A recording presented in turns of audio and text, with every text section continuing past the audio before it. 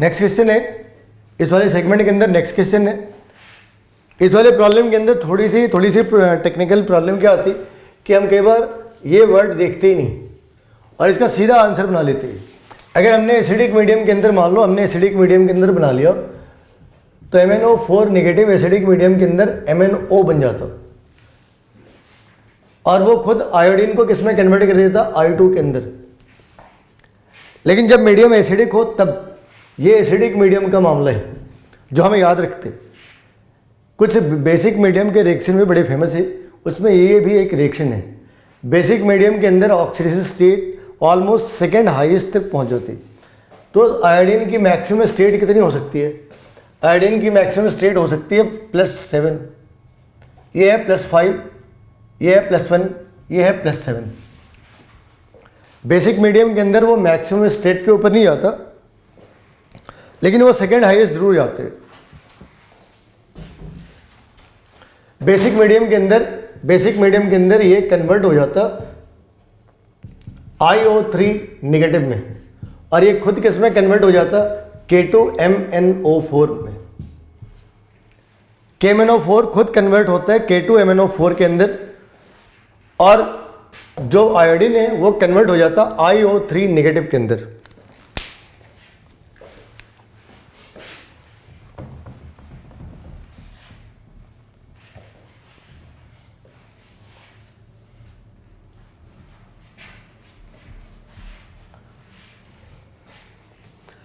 Aqua regia के अंदर जो मेन इस वाले क्वेश्चन के अंदर उसने पूछा है एक्वारेजिया के साथ ये क्या है, mercury on the treatment on heating with aqua regia gives. तो एक्वारेजिया के अंदर जो बेसिक कंपोनेंट है वो NOCl है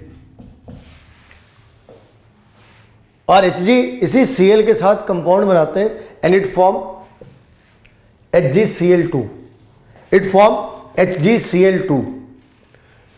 क्लोरोप्लेटेनिक acid it's a di basic acid और इसका फॉर्मूला होता है इस वाले कंपाउंड का H2PtCl6।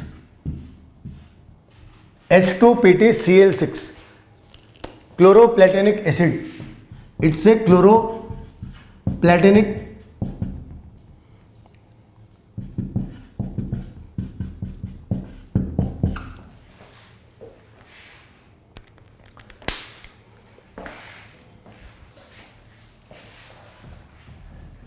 इसमें ये जो दो हाइड्रोजन है, जो बाहर के दो हाइड्रोजन हैं, this hydrogen can be very easily ionised as PtCl6 2 negative plus 2H positive.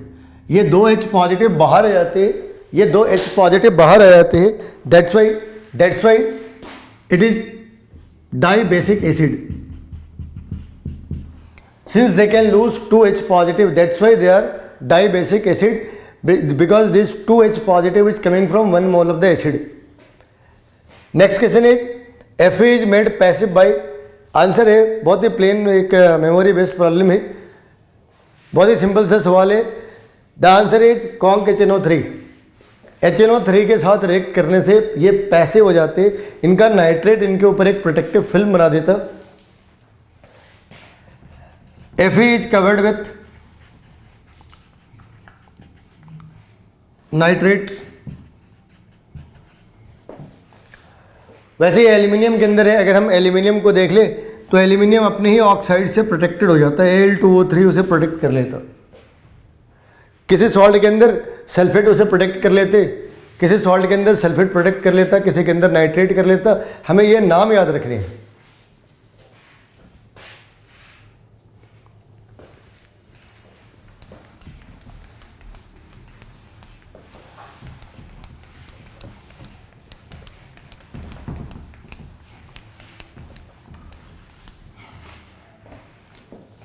Oxide of the metal cation which is not amphoteric.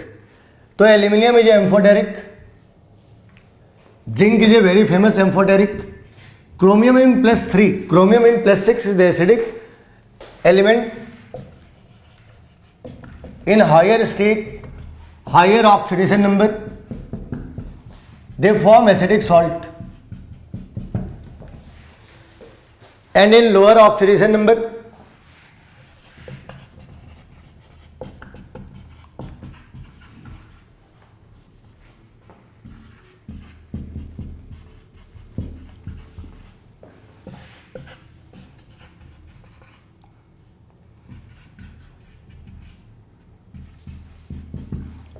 Basic salt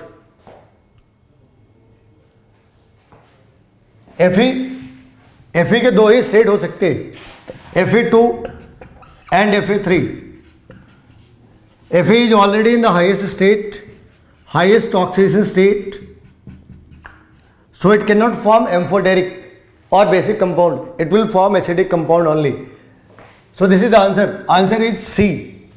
C is the right answer. D is the amphoteric. It's a amphoteric. It's a amphoteric. It's a amphoteric. But C is the right answer, which form acidic salt. C is the right answer and which form acidic salt.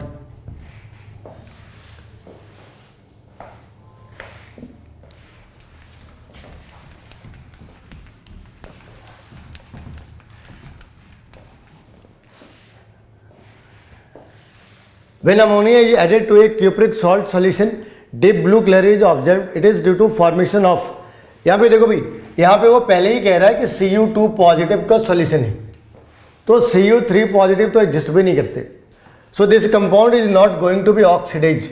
Already in the maximum state, maximum oxidation number, so can not be oxidised.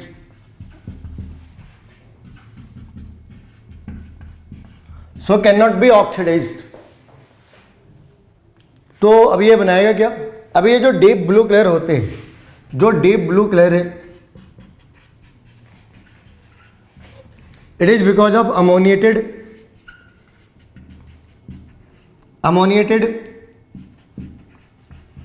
Cation and electron.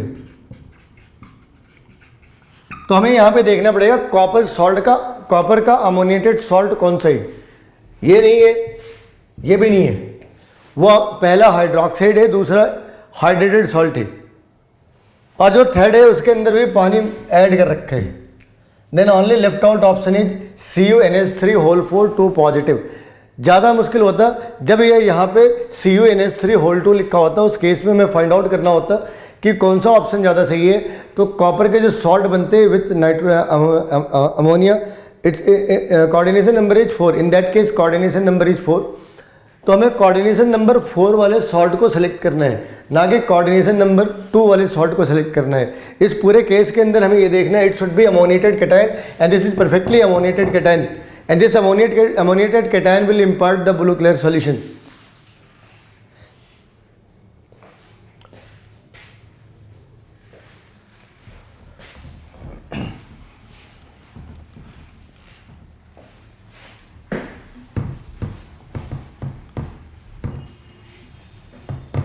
Next one is gold dissolve in the aqua regia forming. तो अगर हमने gold को aqua regia के अंदर dissolve करा तो ये क्लोरोऑरिक acid form करते हैं. क्लोरोऑरिक एसिड कौन सा ऑप्शन है?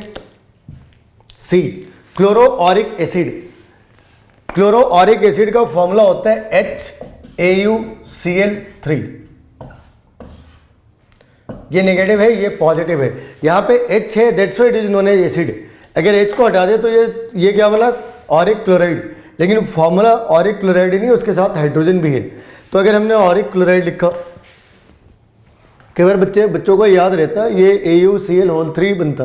भाई होल 3 के ऊपर नेगेटिव चार्ज भी होता, तो ये ऑरिक कैसे हो सकते हैं? ये तो ATE का सॉल्ट बनेगा ना, ये तो ATE का सॉल्ट बनेगा. अगर हम इसे कॉम्प्लेक्स के फॉर्म में लिखे तो ATE का सॉल्ट बनेगा. तो ये नाम की बेसिक टेक्निकल प्रॉब्लम है. ऑरस क्लोराइड तो यहाँ है ही नहीं, ये तो +3 में दिखा रहा. अगर +1 में होता तो ऑरस क्लोराइड होता, और उस केस के अंदर भी वो सही आंसर नहीं था. ऑरस नाइट्रेट ये तो एक अलग सी कहानी है, जिनका किसी से कोई रिश्ता नहीं. तो आंसर ये सही है.